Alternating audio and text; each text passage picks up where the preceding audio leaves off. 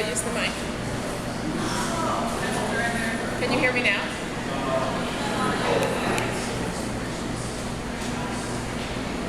How about now? Nope. I can talk pretty loudly, I think.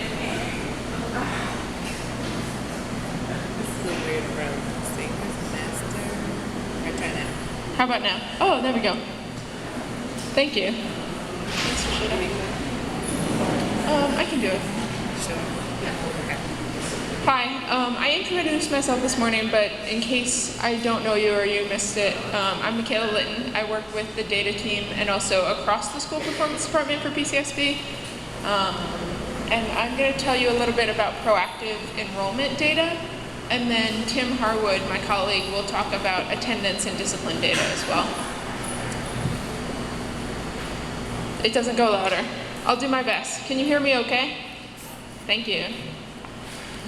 So I will say that enrollment data is the most important data. Tim may disagree with me, but it's used for so many things. Your enrollment audit, which determines your funding, DC CAS testing, and also it helps us a lot with our internal strategy of determining how we can best serve DC public charter school students and DC public students in general.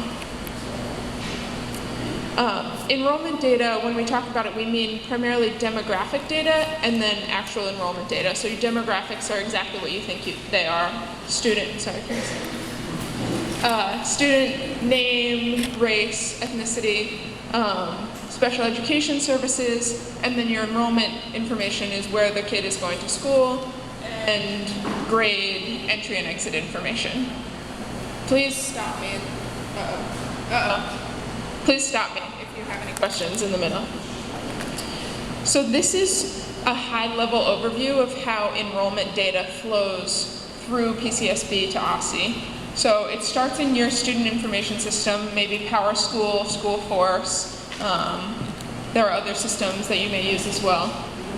And then you transfer that data to ProActive.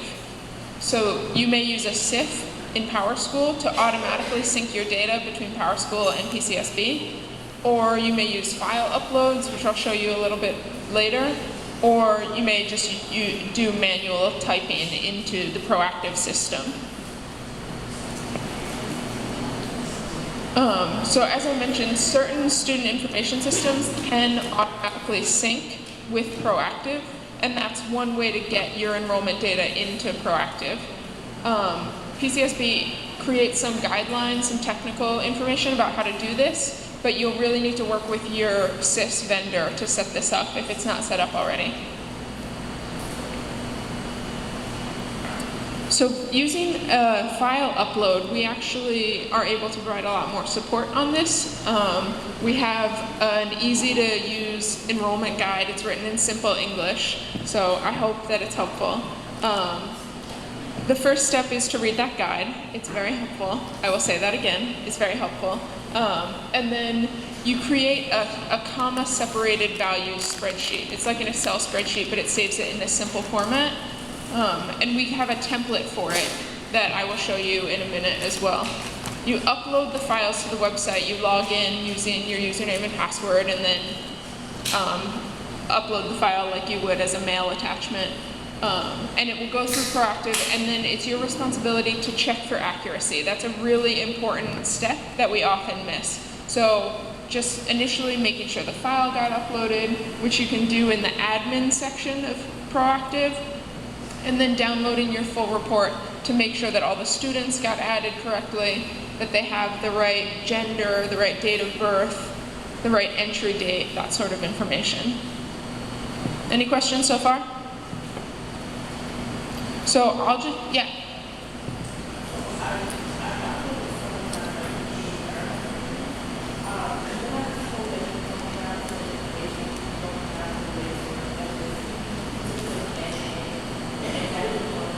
Yeah, so there are only specific codes that are accepted by ProActive, and I'll actually show you them right now.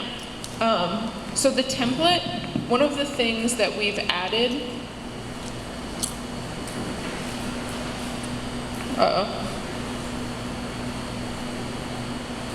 One of the things that we've added to the template, while it's opening, I'll tell you, is a second tab that says codes on it, and it provides all the codes that you can enter in the different fields. So it has the race codes in there, it has the ethnicity codes, gender, contact relationship. I am not going to show you the template right now.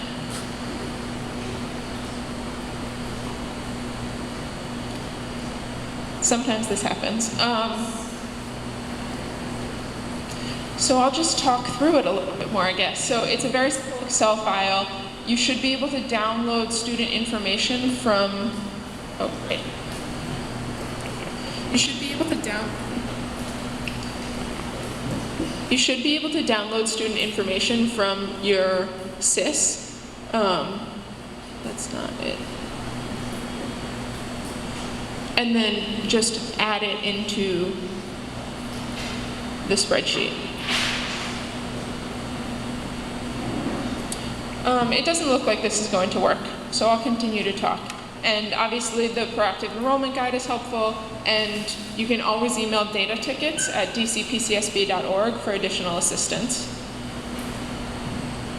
One of the things I mentioned briefly, but is very important, is that in the admin section of ProActive, you can see an upload history that provides error logs in case you did something wrong. It will tell you exactly what went wrong. Great. So I created a test upload file. You can see it's incredibly simple. It's just a flat Excel spreadsheet with all of the demographic information.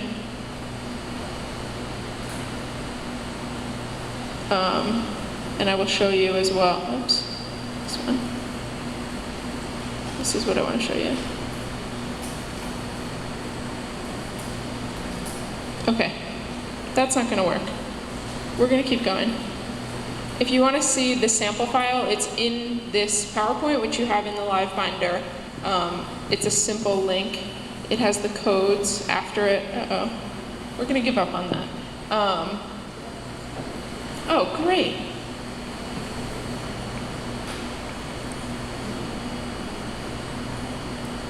Thank you.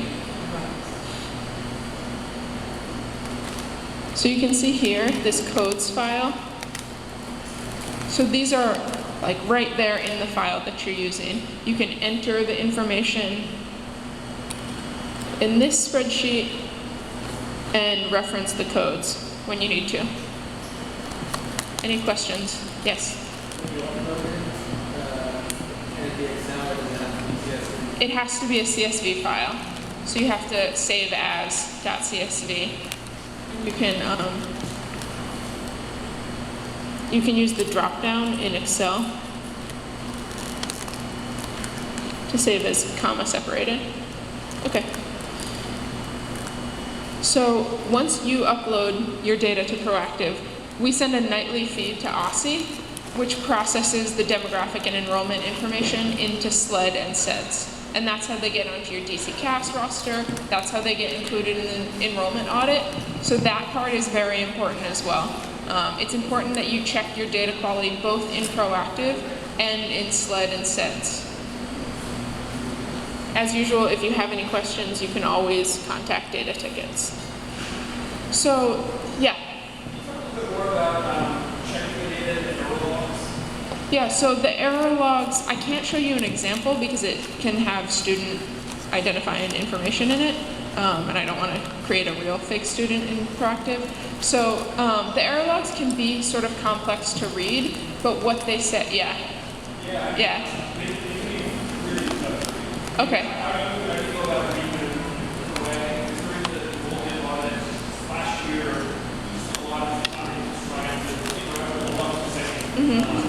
Yeah, so maybe something we can do is create like a list of the types of errors that come up and what they really mean. What I tend to do is scroll all the way to the right of the error log, and then it tells you what the field that has a problem is, and it puts it in a little bit plainer English.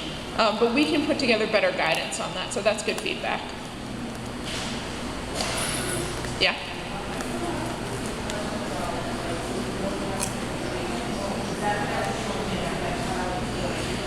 So that's a good question. that we are struggling with. We're doing our best to make it so that schools can enter their registrations now so that they can see concurrent enrollments, which I'll talk about in a moment. At the same time, data quality is very important.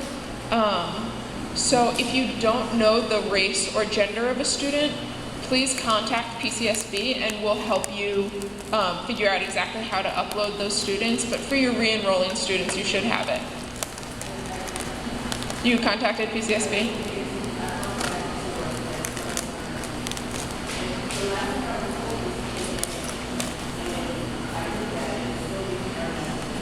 Okay. Yeah, I'm sorry that you're having trouble. Can we talk offline? Yeah, I'll be here after. We'll just talk for a few minutes. So if you have any problems, data tickets is helpful. You can email me directly, but often they go to the same place. So data tickets is a little bit easier for tracking your issues so that I have all the emails in one place. So we built the concurrent enrollment report to help you identify students who are duplicatively enrolled in more than one school at a single time. It's a nice handy report. Some of you hopefully have seen it already. It's in ProActive under the administration reports section. And then it shows you your students. It's all blanked out here, but it shows you the USIs, first name, last name, and the 2 schools where they're enrolled, so that then you can contact the other school and say, hey, Achievement Prep, this kid is coming to my school. I have attendance records. I can share them with you, and you can clean up those duplicative enrollments.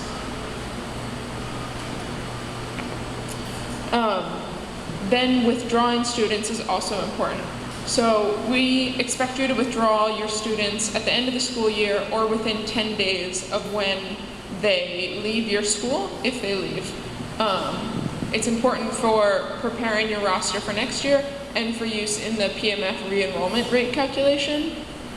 All of these codes are listed in both the ProActive Enrollment Guide and in plenty of OSSI documentation and in the ProActive Student Upload template.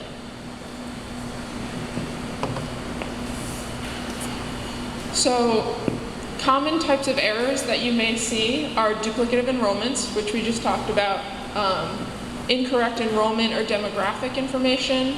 So especially for students from previous school years, or if you can't find their record in ProActive, often there are just little things we can do to help you. Or anything you don't know how to fix, please contact us and we're happy to help as much as we can.